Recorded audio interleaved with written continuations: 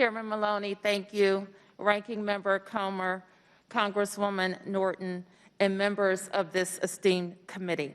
On behalf of 712,000 residents of the District of Columbia, I thank you for convening this hearing on H.R. 51, the Washington, D.C. Admission Act. In particular, we thank you for shepherding this measure to passage during the 116th Congress, and we respectfully ask you to do it again. I want to especially thank our Congresswoman Eleanor Holmes Norton, who has championed equality for Washington, D.C. throughout her tenure, while skillfully delivering jobs, opportunity, and greater self-determination. I am Muriel Bowser. I am Mayor of Washington, D.C., and I'm honored to come before this committee to ask this Congress to right the wrong that happened 220 years ago when the residents of the District of Columbia were stripped of their full congressional representation. 2 years ago, on the 116th, I came before this committee under the leadership of the late Elijah Cummings to dispel erroneous arguments against D.C. statehood. These are bad faith arguments, and I'm sure we will hear them time and time again this morning. They say Washington, D.C. statehood is unconstitutional, even though constitutional experts have refuted this claim. Article 1 of the Constitution is not an obstacle. As H.R. 51 makes clear, a federal district will remain for the federal government, its buildings and its workings, and the rest of the area where people live will become the 51st state.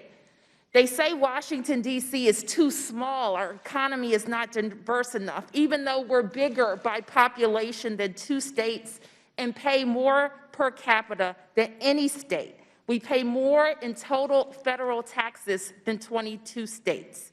They say Washington, D.C. can't take care of itself. This is simply not accurate.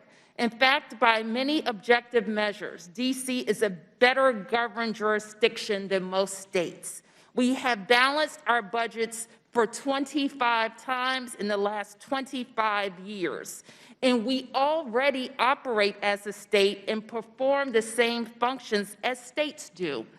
During the coronavirus pandemic, for example, we have led COVID-19 testing, contact tracing, and vaccination efforts, just as states do.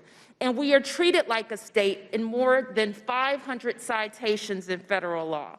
Again, 2 years ago, we debunked those claims as thinly veiled attacks on our political leanings and, quite frankly, on our diversity and history of Black political power. Today, I come to urge this committee and this Congress to move beyond the tired, non-factual, and frankly, anti-democratic rhetoric and extend full democracy to the residents of the District of Columbia, as the Founding Fathers saved for a later day. I was born in Washington, D.C., and generations of my family, through no choice of our own, have been denied the fundamental right promised to all Americans, the right to full representation in Congress. The simple fact is denying American citizens a vote in the body that taxes them goes against the founding principles of this great nation. The disenfranchisement of Washingtonians is one of the remaining glaring civil rights and voting rights issues of our time. Even as the Constitution was being drafted, several members foresaw the situations that Washingtonians face today, a capital city of second-class citizens. When white residents were the only population to be affected, as they were the only ones with suffrage at the time, the Founding Fathers pledged to correct the wrong, and the Continental Congress was eager to offer amendments to correct it. But ultimately, the Constitution did not resolve the concerns around the future of federal districts, congressional representation, or self-governance. Why did the motivation to right the wrong disappear? As time passed, the district became majority African American. The drive to correct the wrong was replaced by racist efforts to subvert a growing and thriving Black city. Historic records abound with statements of successive members of Congress referencing the Negro problem or the color problem within D.C. as a justification to withhold congressional representation.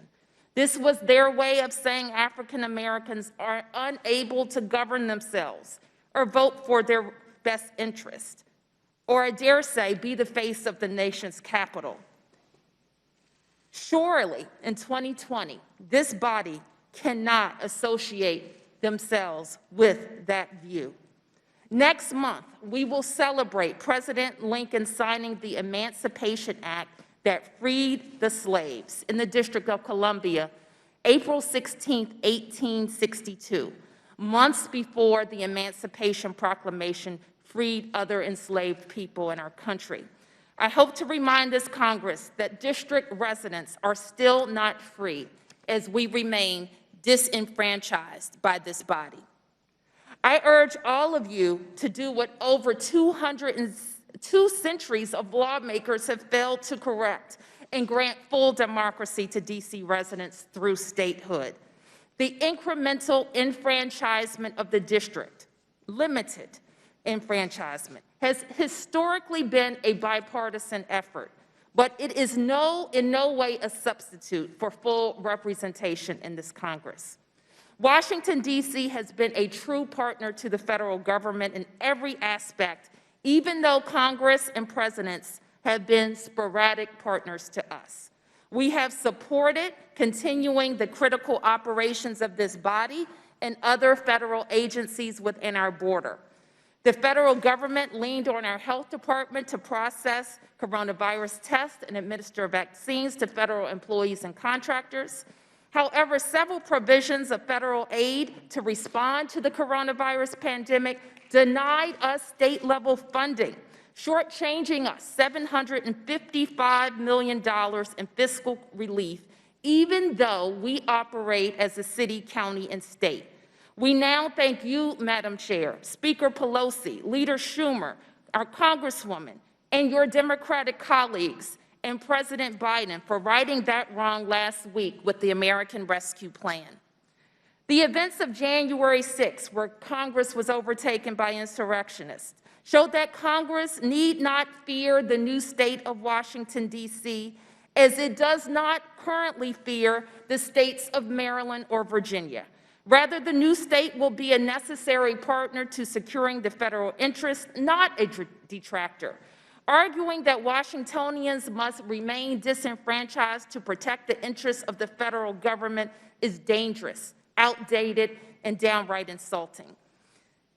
After years of disinvestment and disinterest, when Congress did exercise full exclusive jurisdiction over the district and ran all of district governance, my predecessors and I, with Council Chairman Mendelson and his colleagues and their predecessors, have worked hard to develop the fastest improving urban schools, invest in housing, healthcare facilities, recreational facilities, as well as a sports and entertainment and meetings-based economy.